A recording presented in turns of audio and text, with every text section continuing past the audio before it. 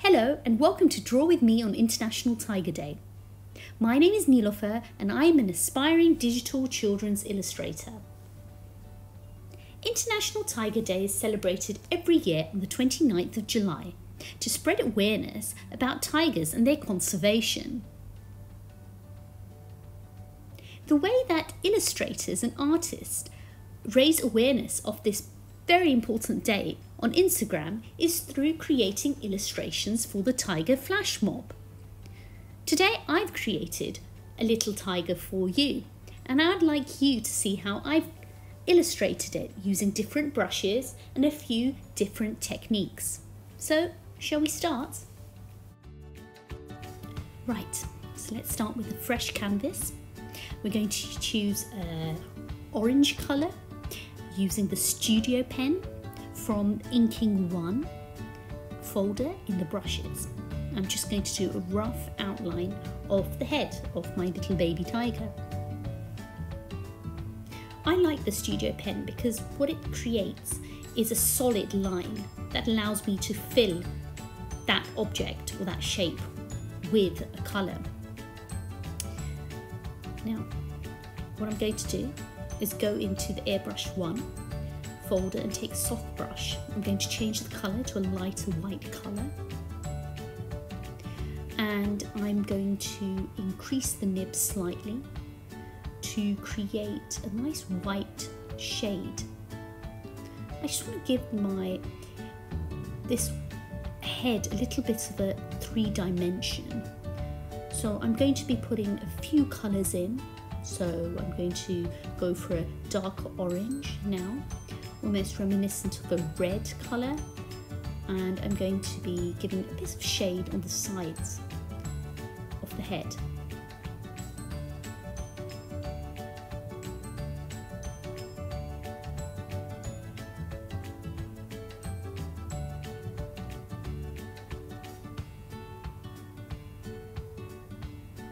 I'm going to now use white to just create the outline of where the eyes will go.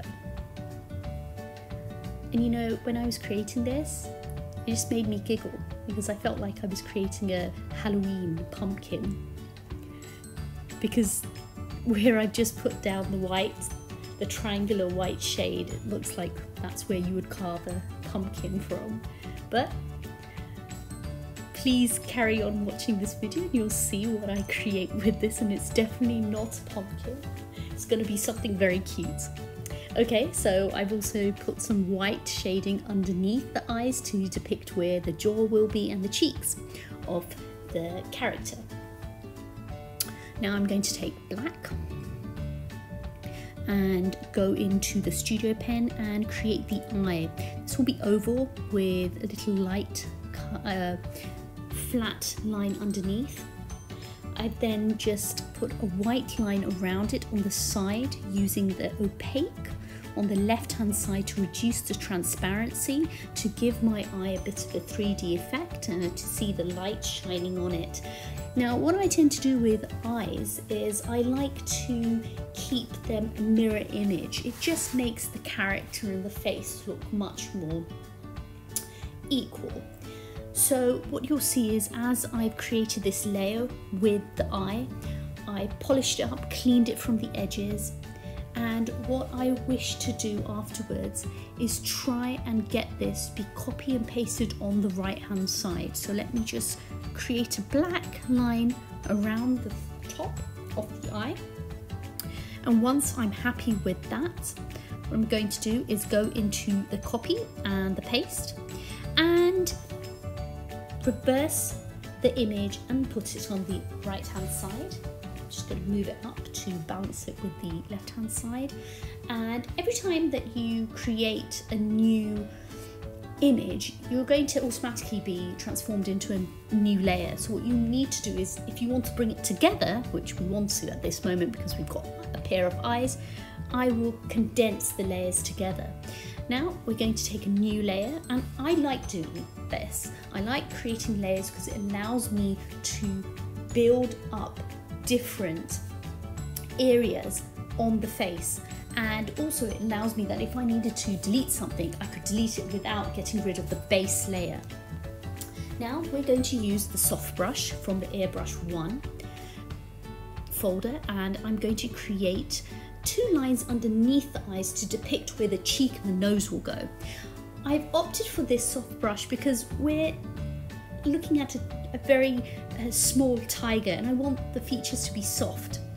I'm now going to replicate a little heart to depict the nose on the little tiger, and then I'm going to go ahead and go into my color palette and change it to white, bring up the opacity, and I'm going to create the cheeks in which we're going to get the whiskers coming out from, and which will be sitting right above the cute little lips and tongue. So now that's done, what I'm going to do is go into black, colour reduce the nib, and then just go and create a nice, let's say like a boat shape, which will showing us that that's going to be the lips of the little tiger. Then I'm going to go for pink and fill out the distance between the lips and the little cheeks to show our little tongue hair. I'm going to reduce the opacity a little bit and create a divide between the cheeks so we can really see that our little tiger is smiling and he's got chubby cheeks. Next we're going to go into our inking 1 brush, and you'll notice that I wanted to do this first of all, but now because I want to be creating the fur, I've gone into the materials folder. This will take me to the short hair brush, and this is what I tend to use the majority of time to create fur on all the characters. I find this brush very interesting because what it creates is a very nice texture, and I can build on that texture too. So I tend to create fur with a dark colour first, using the short hair in different positions, so on the left and the right, to create this style of fur, and then I use a lighter colour on top of it to give more emphasis to that fur. So you'll see now that I'm creating this furriness around, I've used darker shades, and also, so that's a dark sort of red, grey colour, and also an orange colour. I'm now going into the front of the face, and so I've accentuated the white parts above the eyes. That's really, you can see a difference now compared to when I just had my soft brush. I'm really developing this fur on my little character, and I've continued developing the fur on his cheeks and on his jaws too.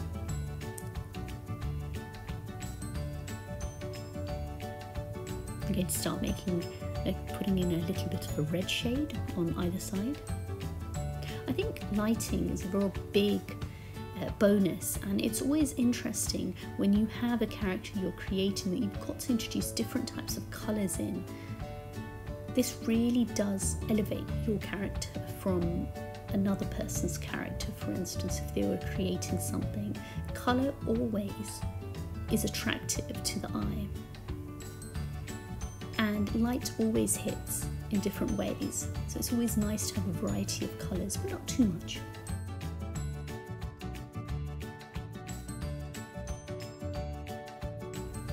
Now I'm going to continue using the short hair brush to create 3 layers for the ears.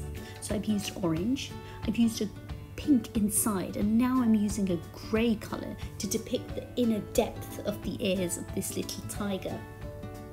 I'm going to now use that same colour to make a little quiff on our fella. I just feel like this will give it a little bit of a touch, a different touch. He's a baby tiger, so he may have woken up, and you know, he's had a very nice nap and he's a very happy chap. So I'm going to continue using that colour, that grey colour. I'm going to add a bit of red to it too, to create this quiff. I think it's adorable, and it really depicts our characters being young compared to perhaps an adult tiger who would have his mane or his fur or totally straight from the top, or not too stylish, as I'd like to say. So once that's done, let's create lines on our little tiger. I've gone for Studio Pen again from Inking One folder, and I'm going for a style which is very, very transparent. I don't want to go for anything which is too dense, because we're still looking at a young tiger here, so our transparency is reduced, or opacity has been reduced for this part of our illustration. I'm going to create another layer now, and I'm going to create some cheeks, some rosy cheeks. I'm going to use a nice burgundy colour. And I'm always fond of putting red cheeks on my characters. I just think it gives them a youthful glow, even more youthful glow, and it's just fun to have that colour, pop of colour on the face. Now I'm going to use a Studio Pen, and I'm using black, and I'm going to create little dots just above the mouth, and these will depict the areas where the whiskers will come from. I'm creating the whiskers with a nice yellow, deep yellow colour. I'm then going to go into the ink bleed brush from Inking One folder and create some eyebrows. And I like the ink bleed brush because what it does is it allows me to create a texture which is quite loose, and it's not quite solid as the Studio Pen is, so I get a bit more texture on it. Now I'm just going to finish the bottom part of my tiger, and I'm going to go for a slightly darker colour over here, because what I really want to do is understand that there's going to be light here and there's going to be shadows captured here, because it is the chin, the neck area of our character. And for this part I tend to use 2 or 3 different colours. I've matched parts of the bottom with the top colours in between the eyes, that orangey white colour too.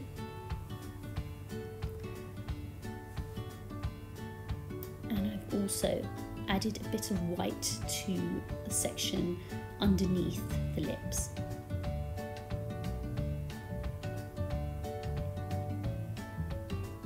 Now,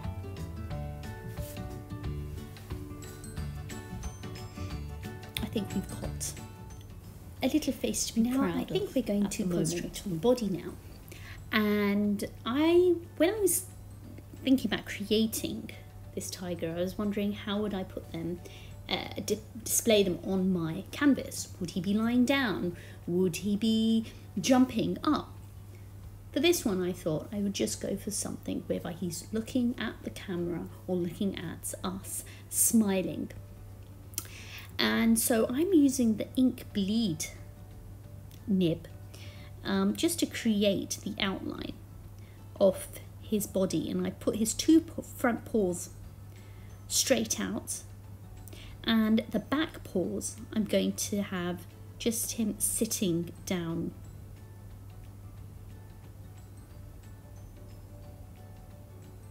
His little belly there. Now I used ink bleed for this, but I felt like I should have used Studio Pen, and I'll show you why. Because when you have the ink bleed, it doesn't give you solid lines. So when I tried to fill it in, whoa, everything turned orange. So what I decided to do was not to take that away. I kept it, and I decided to go into my airbrush and I soft brushed the whole body. And then I decided to continue creating this part. of my tiger, I continued with the short hairbrush and decided to go in and put some fur on him. And I just want to say that that's what happens. We're artists and we do make mistakes when it comes to creating things. We're not going to be, amazing at one point, but that's how one learns. And especially with art, and especially on digital art, you need to experience looking at the textures and the feels of different brushes, and look at the different colors, how they work with each other. And yeah, you will make mistakes, but just like how I made a mistake, I picked myself up and I was like, okay, if that's fine, I'm not going to delete it, I'm going to try and work with it.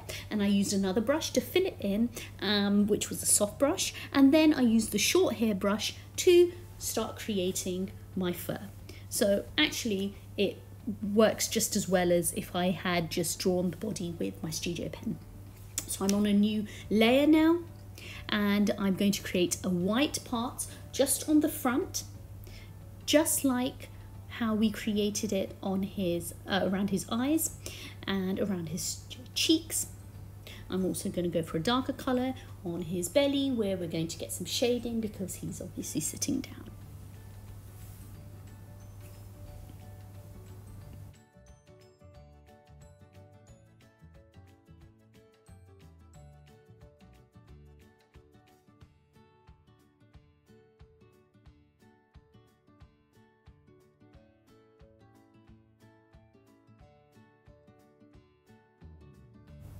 Now we're going to continue using the fur in different colours. So we're using a bit of red at the bottom for the front paws, just to depict that that's where our little tiger has puts his paws down, and obviously there's some shading there which is depicting some of the fur.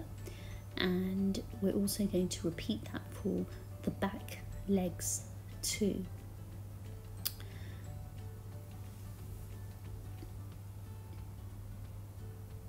But before that, what I want to do is show you that I've created some little nails, and I've just used a white opaque studio pen to create the little nails on the paws. And then I'm just going to use a lighter orange, reduce the opacity again, and create curves around these little triangles. I want that to show that there's a little bit of definition. Then we're going to continue filling out the rest of the body of our tiger. We're going to use some shading here.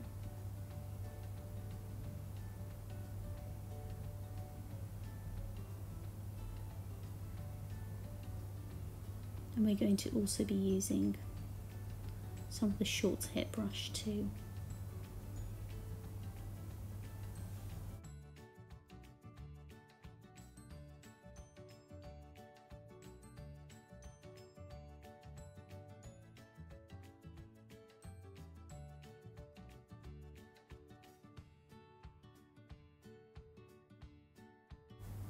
Now, whilst we've created the shading, I've also created lines on the tiger, so some stripes. This was done by using the studio pen and reducing the opacity a little bit. I really enjoyed doing these lines because they're so natural and beautiful, and they really do finish off a tiger and make a tiger what he is. So what I'm going to do now finally is to go and concentrate on the back legs. Just before that, I'm going to give some definition and depth with a little bit of white on the in between our stripes.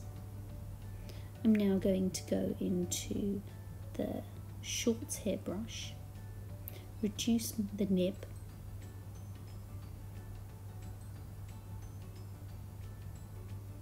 and create some texture on these stripes. I just thought that this would make it a bit more softer, because sometimes our pens can be a bit harsh on the illustration, and especially black being a colour that is quite bold. We want to break that down slightly, so with using the short hair pen we're able to give this idea of fur and softness. And now we're just going to finish off the back legs finally.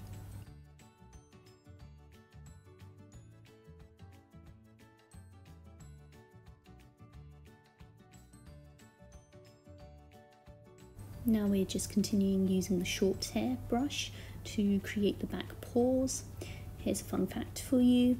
There are 5 toes on the 2 front paws and 4 toes on the 2 back paws. Now the way and the angle that our little tiger is sitting on, it looks like he's got 3, but I assure you he's got 4. We're going to finish those toes off by adding the Studio Pen on and reducing its opacity. And I think we're nearly there. I think we've nearly come to the end of our video for part 1. So I'm just going to add a couple more stripes on the back paws, again repeating what we did with the stripes on the body.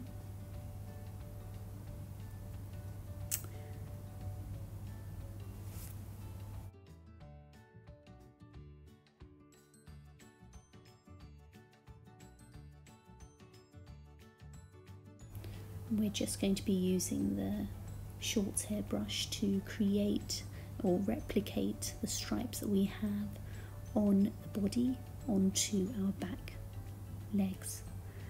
And there you go. I really hope you can join me for the second part, where we will be adding lots of flowers and fauna and even a butterfly to our little fella. Thank you so much for watching. Bye bye.